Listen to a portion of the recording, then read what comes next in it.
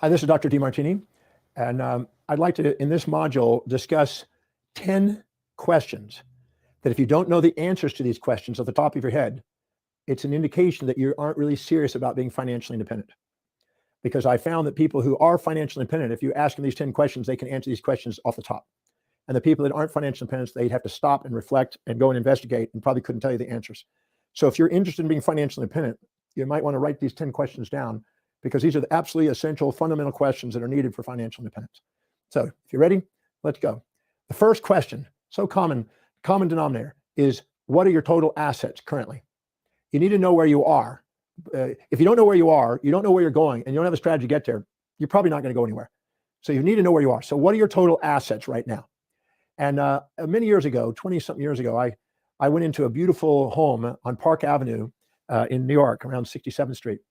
A gentleman that ran a huge corporation, and he was a very wealthy individual.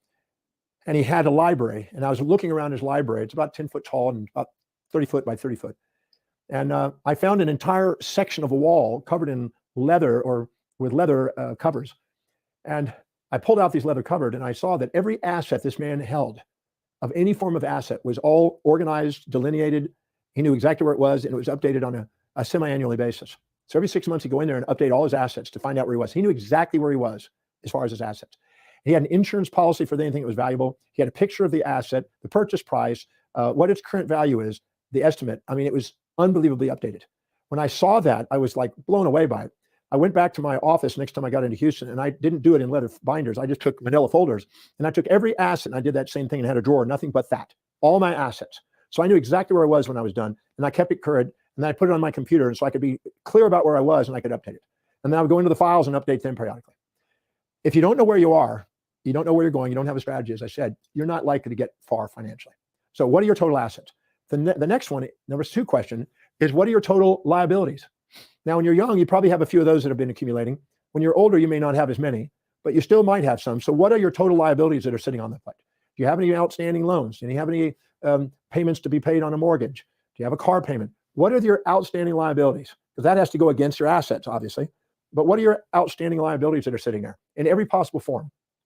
You want to make sure you're exhausted on the assets and on the liabilities. And on your assets, you may have rare manuscripts. Put a conservative number down. If it was to sell overnight, a quick fire sale, what would it be really worth? And that gives you a real true net worth, or not true net worth, but a true asset. Then you do the liabilities. And then number 3 question is, what is your total assets minus your total liabilities to determine your current net worth? Now, that's common sense, but not commonly done. In fact, if you went up to 10 people, I'd be willing to bet that you could go to 10 people in a row, and all 10 of those would not have that all delineated in their life.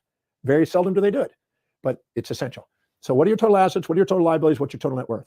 Once you know your total net worth, you know where you are. And a lot of people are afraid to do that because they don't want to face the reality of where they are.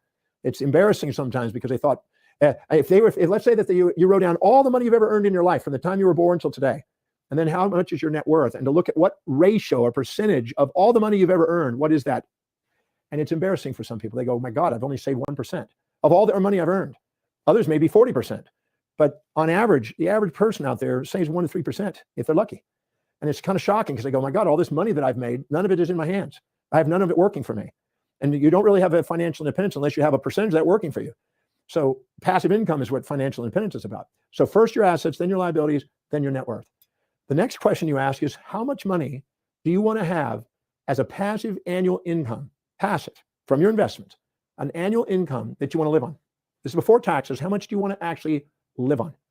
That means that if you write down 100,000 and you have taxes of 20,000, 30,000, you're going to live on 70,000. If you're going to make 200,000, you might live on 150,000. But whatever that amount is, you need to know, what is it you want to live on per year? This is what your goal is. And I'm not going to say that you may have to adjust that goal, but first you got to start somewhere. As we go through these other questions, you may adjust that, but you want to start with something. How much do you want to live on per year passively? Because financial independence isn't some nebulous thing out there. It's a friggin' number that's very specific with a very strategy, knowing exactly what your goal is and getting the goal. It's actually obtainable if you know where you're going and how you're going to get there. So what exactly do you want to live on per year? And I'm just going to pick a number because of ones and zeros. It's an easy number, $100,000 there. Now, that's not enough for a lot of people to live on financially, but the sum is perfect. I met a lady just yesterday here in Las Vegas that she would be grateful for that amount, but she's living on about $2,000 to $3,000 a year, and she's 75 years old. Now, that to me would be a little below what I can imagine, but in her life, that's what she was doing. her pension allowed her to live on about $2,500 a month. That's it. But let's say it's 100,000. 1 and 0, 0, 0, 0, 0, 0. In the process of doing it, now you have number 4. How much do you actually want to passively live on annually? Number 5 question. What is the average interest rate do you believe you can earn with your knowledge of investing? With all of your knowledge, and of course that number could go up as you learn more and more, but right now with the current knowledge, what is the average interest rate you believe you can earn passively? Not trading actively, not working, but passive investment income. What interest rate can you earn? What do you think you can yield off the investments that you're doing? And let's say you pick a number 7%. I'm just going to pick a number 7. That's the number you put. And it may be more if you're way more advanced in knowledge. It may be less if you're less, but I'm just going to put 7 to be conservative. The next question, number 6, is what exactly is the average inflation rate that you're likely to face between now and the time you pass?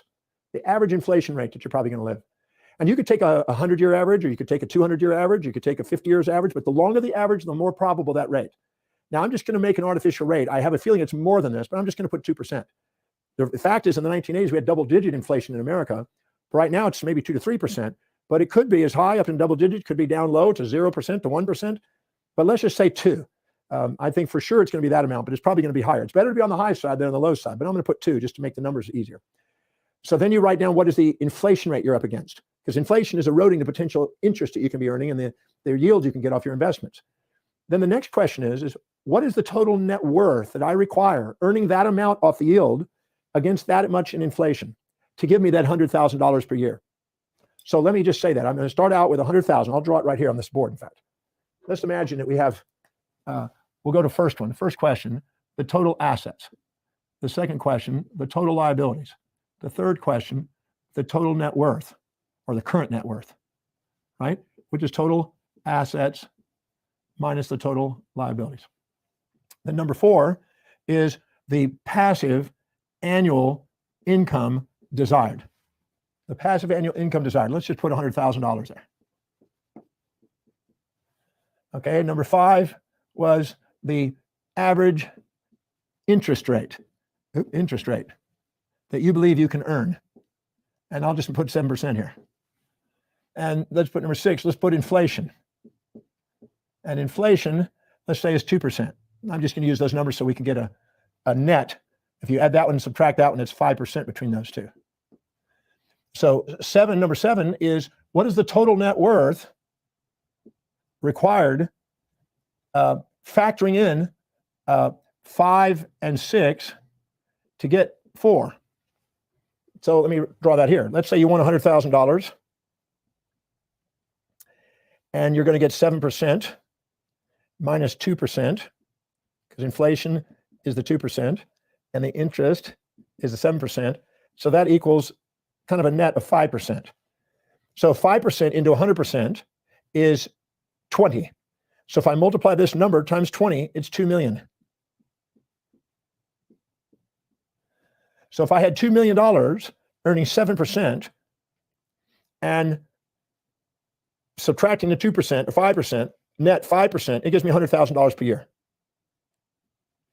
So I need 2 million right now, today, earning 7% minus 5% to give me my $100,000 a year. Number 8 is what is my shortfall? That's this total net worth. Let's say the total net worth is 100,000. That's the equity you have and the pension you store total. So we need 2 million, right? Minus 100,000 equals 1.9 mil. So I need 1.9 million today to give me 2 million earning 7%, or really 5% minus inflation to give me my $100,000 a year. So I now go, okay, I only have 100,000. I need $1.9 million in the next 24 hours. And about that moment, your hair is falling out, your gut is in a knot, your stomach is hurting, your jaw is tight, you're starting to question your sanity, and you're thinking, oh my God, how am I going to do it? I was 28 years old when I got these questions pushed in my face, and it was a real eye-opener. I had to really ground myself. Number 9 is strategy. So how in the hell do I do that? How do I get $1.9 million in the next 24 hours? Well, I racked my brain, And I couldn't come up with a way of getting 1.9. I did not have the knowledge at the time to generate $1.9 million in the next 24 hours. Net. That's net, not total income, that's net. So I thought, okay, I'm going to round this off to 2 million just to make it easier. Could I do $1 million per day for the next 2 days? No. Could I do 500,000 over the next 4 days? No. Could I do $250,000 over the next 8 days? No. Still was overwhelmed. Do 125,000 over the next 16 days? Still a bit overwhelmed. And I kept spreading that out over longer periods of time. But as you spread it out over longer periods of time, inflation starts eroding what the value of the dollar is, and the cost of living doubles about every 15 years. So I'm thinking, I better give myself some time. So I decided that I'm going to give myself 15 years to try to get financially independent.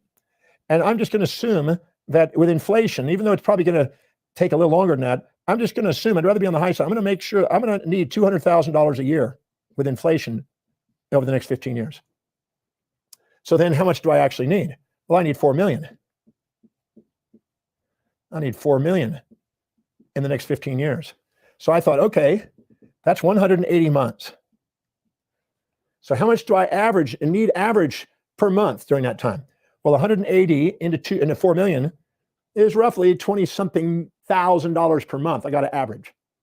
I'm saving at the time, when I started doing it at 28, I was saving $200 a month. I was paying bills. So I wasn't saving, just paying bills. I was feeling like I was in debt all over the place. And at the time I was overwhelmed, and I thought, well, man, I got to save $20-something thousand a month on average. Now that's allowing for accumulation of compound interest, et cetera. But I need to average that over 180 months to get to 4 million by the 15 years.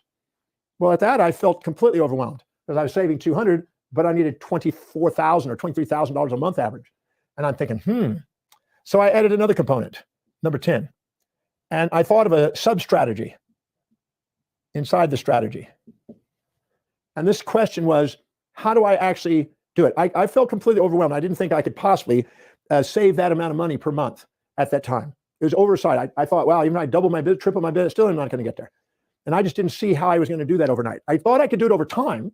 I believe that over time I could learn how to grow my business. I could do more service. I could get better yields in investing. I thought over time I could do it if I learned and educated. So I made a commitment to learn and educate.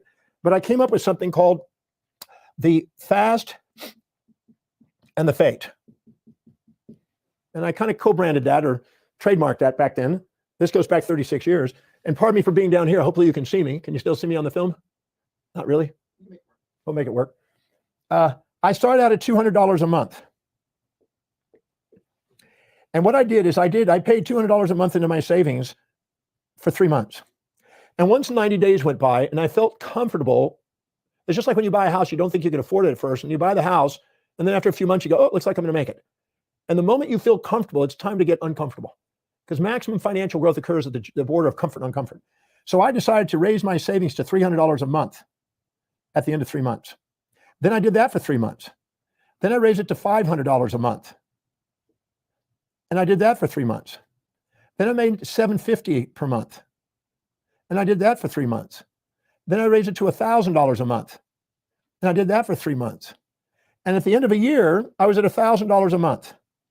Still 1/23 of what I needed. But I was still farther along. I was 5 times where I was the year before. And then I ran a projection of where I would be if I saved $1,000 a month for a year, 5 years, 10 years, 20, 30. And I realized it would take me 34 years to have 1 million saved, and I still wouldn't get me where I was. This has got to go higher. So I went to 1,100, 1,110. I mean, I added 10%. I added 10% to whatever I was saving every 3 months. And that led me to the end of 3 years. At the end of 3 years, I was at 2,000. Now, during that time, 2,000. At the end of that time, my business was going up. I was reducing my debt. I was having a little bit more that I could put into the savings, but I didn't stop. I followed a Pascal triangle. I just kept increasing my savings 10% every quarter. At first, it doesn't seem like a lot, but at the end of 5 years, it doubles again. I was at 4,000. 4,000 a month. So now I'm saving about 50,000 a year, plus the compound interest of all this is growing. So when you add all this up, it's now starting to get me actually more than 4,000 a month. But I went to 7 years, and I had 8,000 a month. Now, in addition to that, I had other income starting to come up. The assets in my business was starting to accumulate. This was just the savings and investment process. I call it the forced accelerated savings technique and the forced accelerated investment technique. I just kept increasing at 10%. Once I get the comfort zone, I'd go a little further. And when I started managing my money, I started attracting more money. And people started taking me out to lunch. And instead of me paying, they would pay, and I'd put more into savings. And my business started to grow. And I just did that. When I hit to 9 years, it went to $16,000 a month. When I hit that 9-year mark, I was 37 years old. And as I was doing that, now I'm saving about almost $200,000 a year, what's going on. And when it starts adding up and the compound interest, plus my income that's going in, plus my debts are now being eliminated. So I'm actually adding in on top of that, besides this, additional income. When I hit the 9-year mark, I actually hit financial independence in 9 years because I didn't need to get all the way to 4 million. I was only about halfway there, and I was already getting to the point where it was getting to that number. But I didn't stop. At the 11-year mark, I made it 32,000. At the 13-year mark, I made it 64,000. At the 15-year mark, I made 128,000. And at the 17th year, I made it 256,000. I kept increasing at 10%. Anyway, my financial independence hit there, and then it went way beyond that. And then I realized that I needed a cause bigger than myself because financial independence was done. That was already in place. If I wanted to raise my lifestyle, I could, but I kept my lifestyle moderated and only raised my lifestyle if I raised my savings and taxes equal amounts. That's how I structured it. That way I didn't go hog wild on spending all the time. But I just kept increasing it until I was making in a month more than I started out in a whole year. And I just kept accelerating it. And so forced accelerated savings technique, once I had a cushion of capital, that was about 6 months worth of capital, I just went all into investments. I just started buying stocks and buying properties and rental properties and buying assets. But I put it in at higher and higher amounts every month, just kept buying things that went up in value. And I made financial independence at age 37, and I ended up accomplishing my objective. Without that acceleration process where I started below what I needed and then going above what I needed and accelerated past what I needed, I might not have actually believed I could have done it. Because when I got to 8, I felt overwhelmed. At 9, I was blank on a strategy. But when I came to 10 and I found I could do it slowly but surely in increments like a domino, a little domino can then move a bigger domino, can move a bigger domino and move a bigger domino, eventually move over a big building. So I just did it in little increments, and all of a sudden I found myself financially free. So I'm just sharing those 10 things that if you don't know those 10 things, you're really saying I have no intention of being financially independent. If you know those things, it doesn't guarantee you will because you got to apply them. But if you apply them, and I've had thousands of people, students around the world in different countries who've taken the time to implement this, and many of them are already financially independent. I've seen it as quick as 4 years. I've seen it take as much as 13 to 15 years. But people, if they just keep doing it, they get there. And what happens is it forces them to be more effective and efficient in their business development. And if you're an entrepreneur, if you're not an entrepreneur when you start, you'll be an entrepreneur halfway along the way. Because once you start accumulating it and you gain confidence like that, you realize you have the capital to be able to start businesses anyway. So those are 10 questions that I know that if you know those questions and apply those questions, it can make a difference in your financial destiny.